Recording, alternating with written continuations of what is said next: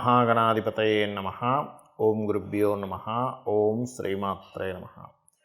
పరమేశ్వర స్వరూపమైనటువంటి జ్యోతిష, వాస్తు మరియు ఇతర అనేకమైనటువంటి శాస్త్రములను మనకు అందించినటువంటి మహర్షులకి నమస్కారం. హయగ్రీవ హయగ్రీవ హయగ్రీవేతి యో వదేత్ తస్స నిస్సరతే వాణి జహ్నుకన్యా ప్రవాహవత్. అరుణాం కరుణాతరంగితాక్షీం ధృతపాశాంకుశపుష్పబాణచాపాం అనిమాదిభిరావృతాం మయూకైః అహమిత్యేవ విభావయే భవానీం. శ్రీమాత్రే నమః. ప్రేక్షకులందరికీ కూడా లలితాంబిక అమ్మవారి యొక్క అనుగ్రహం పరిపూర్ణంగా కలగాలని మనస్ఫూర్తిగా కోరుకుంటూ మనం ఈరోజు చెప్పుకోబోయేటువంటి టాపిక్ ఏంటంటే, చూడండి, చాలామందికి ఒక్కొక్క జాతకాన్ని బట్టి, పర్సనల్ చార్ట్ని బట్టి వారు ఏ దేవత ఆరాధన చేస్తే బాగుంటుంది, అందులోని ఆ దేవతకి ఆ దేవతా సంబంధించిన మంత్ర జపం చేస్తే బాగుంటుందా, లేకపోతే ఆ దేవతా సంబంధించిన లేదా ఆ గ్రహ సంబంధించిన దానం ఇస్తే బాగుంటుందా, తర్పణము చేస్తే బాగుంటుందా. తర్పణము అంటే నీటితో కానీ పాలతో కానీ చేస్తూ ఉంటారు. అదేవిధంగా హోమము చేస్తే బాగుంటుందా అనేటువంటిది ఉంటుంది. అది ఎందుకు తీసుకుంటారు అంటే, వీళ్ళ యొక్క పూర్వజన్మ కర్మ ఒక్కొక్క జాతకానికి స్పెసిఫిక్గా ఒక్కొక్క మార్గం ద్వారా అది నల్లిఫై అవ్వడం జరుగుతూ ఉంటుంది.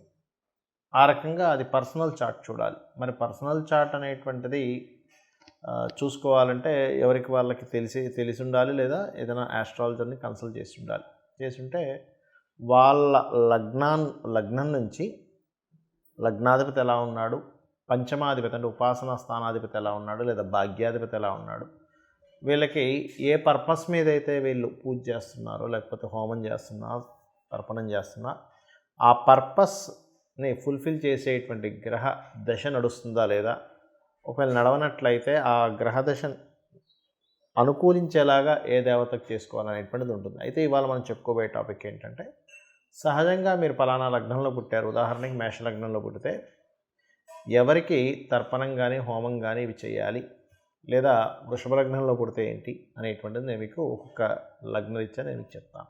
మకర లగ్నము, మకర రాశి, మకరం వారికి కనుక చూసుకున్నట్లయితే లగ్నము, లగ్నాధిపతి మీకు సహజంగా శని భగవానుడు అవుతాడు. కాబట్టి మీరు శనివారాలు కానీ, శుక్రవారాలు కానీ, బుధవారాలు కానీ గుర్తుపెట్టుకోండి. మీరు దానము ఏ దానాలు ఇస్తే మంచిది అని చెప్పి చూసుకున్నట్లయితే, ఇక్కడ కందులు ఒకటి ముఖ్యంగా దానంగా ఇస్తూ ఉండాలి ఈ యొక్క మకరం వారు. ఎందుకంటే శనికి శత్రు సంబంధించిన గ్రహాల్లో కుజుడు ప్రధానమైనటువంటి గ్రహం. అంటే వీళ్ళ యొక్క ఎనర్జీ ఒకవేళ ఆగితే వాటి మూలంగానే ఆగుతూ ఉంటుంది.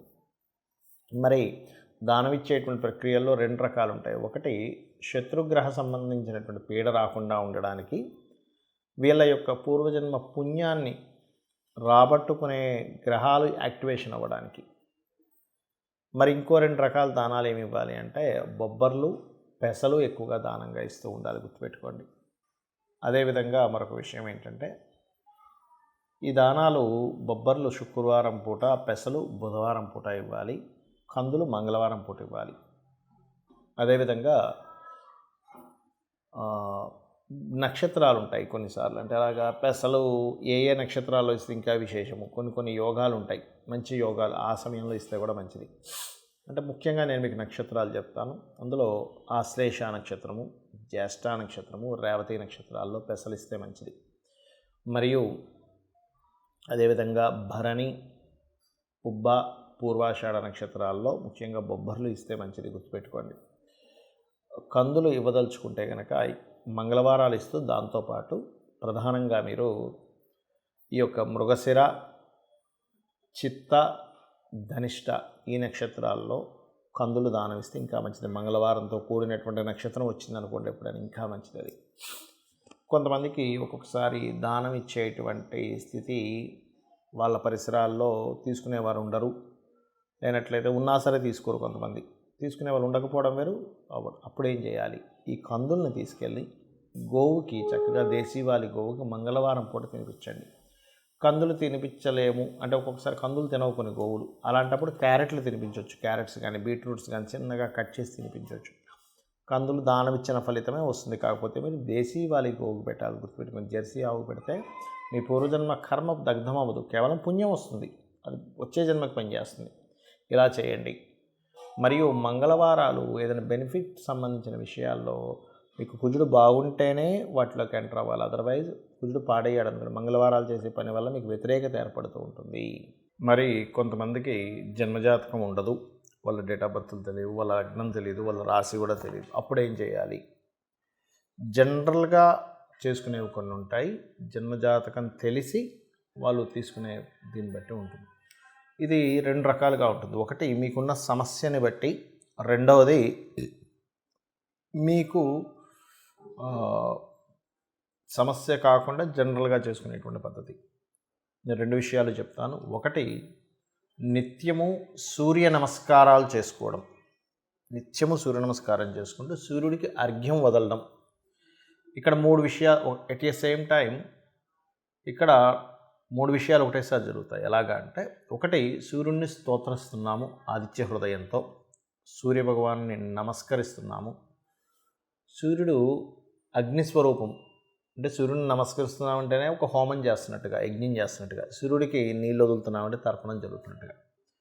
దీంతో పాటు మీరు ఆదివారం నాడు కానీ, సప్తమి వచ్చినప్పుడు కానీ, సూర్యుడి యొక్క నక్షత్రాలు అంటే కృత్తిక, ఉత్తరాషాఢ ఈ నక్షత్రాల్లో కానీ మీరు గోధుమలు దానంగా ఇచ్చినట్లయితే, మీ జన్మజాతకం తెలియదు కాబట్టి 4 విషయాలు చేస్తున్నారు. దానం ఇస్తున్నారు, సూర్య నమస్కారం చేసుకుంటున్నారు, అర్ఘ్యం వదులుతున్నారు, స్తోత్రపారాయణం చేస్తున్నారు ఆదిత్య హృదయం. దీనివల్ల ఏమవుతుంది అంటే, మీకు ఏదైతే పూర్వజన్మల్లో చేసినటువంటి కర్మ ఒకవేళ నెగటివ్గా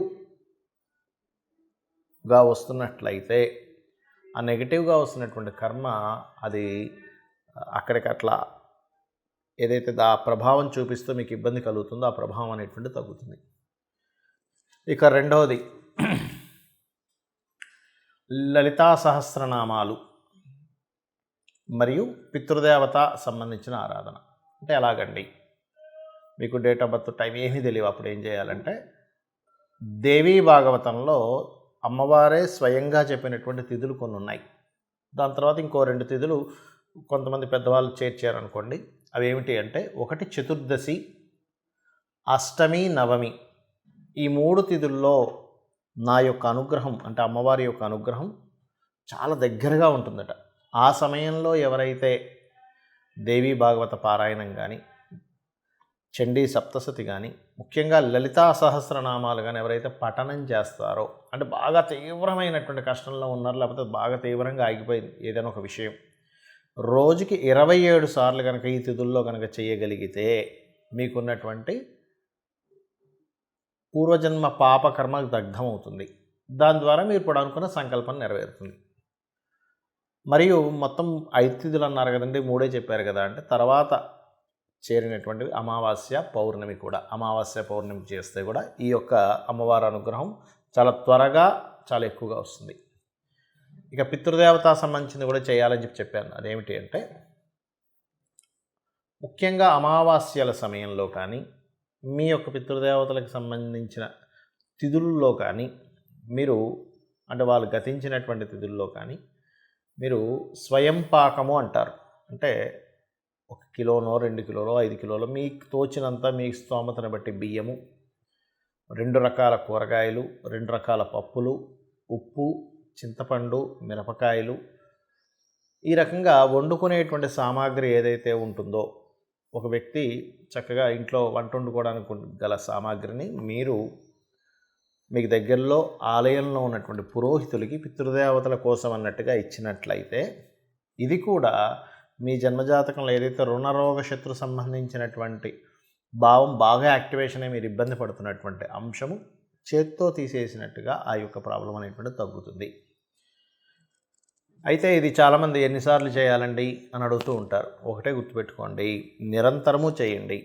ఎప్పుడైతే మీరు దేవతా కార్యాలు కానీ, హోమాలు కానీ, యజ్ఞాలు కానీ, తర్పణాలు కానీ, లేనట్లయితే దానము కానీ మీరు ఎంత చేస్తూ ఉంటారో గుర్తుపెట్టుకోండి, మనం ఎన్ని ఖర్చు పెట్టినా ఒక జీవుడు అంటే ఒక మనిషి జన్మ ఎత్తినప్పటి నుంచి తన తుది శ్వాస అంటే ఆఖరి శ్వాస వరకు కూడా ఎన్నో లక్షలు కోట్లు సంపాదిస్తాడు, ఖర్చు పెట్టేస్తాడు, కానీ ఏది కూడా మన వెంట రాదు.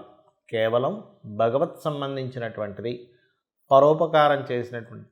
పరోపకారంగా ఉపయోగించిన ధనం సంబంధించిన పుణ్యము మాత్రమే మన వెంట వస్తుంది, గుర్తుపెట్టుకోండి. కాబట్టి లేదా గోసేవ, గోవులకు వెళ్ళి సేవ చేస్తే కూడా అది పుణ్యంగా వస్తుంది. కాబట్టి ఇది చేయండి. ఖచ్చితంగా మీకు మీ జాతకంలో ఏ దశ నడుస్తుంది, ఏ అంతర్దశ నడుస్తుంది, గోచారంలో ఎలా ఉంది, ఇవేమీ మీరు కంగారు పడాల్సిన అవసరం లేదు. తెలియకుండానే సకల దేవతల యొక్క అనుగ్రహము, ఆ లలితాంబిక అమ్మవారి యొక్క అనుగ్రహం మీకు కలుగుతుంది. శ్రీమాత్రే నమః.